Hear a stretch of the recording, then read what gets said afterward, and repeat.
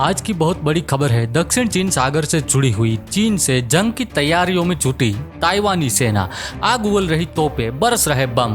क्या है चीन की DF-17 मिसाइल की खासियत? क्या F-16 और मिराज 2000 जैसे विमान इसका मुकाबला कर सकते हैं? हम इस खबर को आप तक पूरी डिटेल्स में पहुंचाएंगे, लेकिन उससे पहले अगर आपने हमारे चैनल को सब्सक्राइब नहीं किया है तो हमारे चैनल को सब्सक्राइब करें।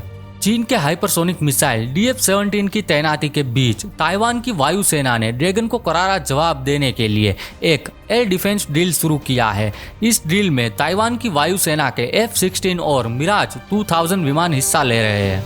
दक्षिण चीन सागर में चीनी ड्रैगन के नापाक मंसूबों को नाकाम करने के लिए ताइवान की वायुसेना ने जंग की तैयारियां तेज कर दी है। ताइवान की एयरफोर्स ने सोमवार को अपना वार्षिक हवाई युद्धाभ्यास शुरू किया। इस दौरान ताइवान के एयर डिफेंस सिस्टम को किसी भी हमले से निपटने के लिए परखा गया। ताइवान की वायुसेना ने कहा कि 35 mm की तोपों ने दुश्मन के लड़ाकू विमानों को आकाश में बर्बाद कर दिया है और जमकर गोले दागे हैं। चीन से लगातार हो रहे हवाई आक्रमण के बीच ताइवान की वायुसेना ने कहा कि वे अपने एयर स्पेस की रक्षा करने के लिए तैयार है। हम आपको बता दें कि ताइवान की वायुसेना ने बताया है कि हवाई अभ्यास के दौरान शूटिंग की प्रतियोगिता भी आयोजित की गई। तोपखाना यूनिट ने रात को भी जोरदार तरीके से गोले दागकर अपनी क्षमता को दुनिया के सामने रूबरू कराया है। इस दौरान ताइवान के रडार सिस्टम ने पूरे आकाश पर कड़ी निगरानी रखी। वायुसेना ने कहा कि इस दौरान जवानों ने अपनी क्षमता का जोरदार प्रदर्शन किया है। उधर ताइवान की वायुसेना ने फाइटर जेट ने हुआइलिन स्थित चियासान एयरबेस पर ड्रिल की है।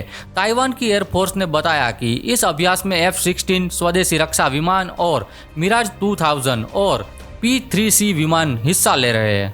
वहीं उधर चीन की सेना दक्षिण चीन सागर में एक बार फिर ताइवान पर बड़े हमले की तैयारी में जुटी हुई है। इस बीच ताइवान से लगती सीमा पर चीन ने DF-17 हाइपरसोनिक मिसाइल को तैनात किया है। चीन ने इस इलाके में तेजी से अपने सैनिकों की तादाद भी बढ़ाई है। चीन ने ताइवान से लगी सीमा पर रूस से खरीदी गई S-400 मिसाइल डिफेंस सिस्टम को भी तैनात किया है। S-400 का शक्तिशाली रडार 600 किलोमीटर दूर से ही ताइवानी सेना के मिसाइल, ड्रोन और लड़ाकू विमानों का पता लगा सकता है। S-400 का रडार सिस्टम बहुत ही मजबूत है और पूरे ताइवान को कवर करने में भी सक्षम है। इसमें लगी मिसाइलें ताइवान के किसी भी लड़ाकू विमानों को मार गिराने में सक्षम है और चीन के द्वारा साथ में तैनात की गई DF-17 हाइपरसोनिक मिसाइल लंबी दूरी तक सटीक निशाना लगाने में माहिर है। ऐसे में अगर चीन हमला करता है तो ताइवान को अपनी सुरक्षा के लिए तगड़े इंतजाम करने पड़ेंगे।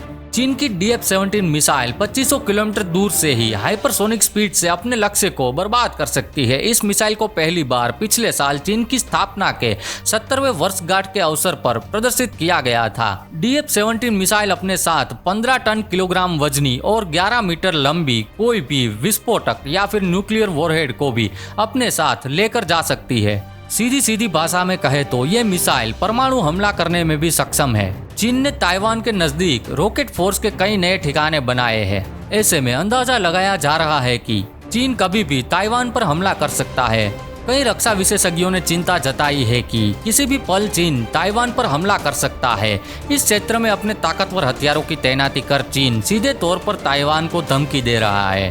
चीन ने पहले से ही इस क्षेत्र में DF-11 और DF-15 जैसी मिसाइलों को तैनात किया हुआ है और अब DF-17 जैसी हाइपरसोनिक मिसाइल को तैनात कर चीन सीधे ताइवान को अपने अंडर में लाना चाहता है। तो ये थी दक्षिण चीन सागर में चीन और ताइवान से जुड़ी हुई आज की लेटेस्ट अपडेट्स। फिर मिलेंगे देश और दुनिया की एक और नई खबर के साथ। तब तक के लिए गुड बाय।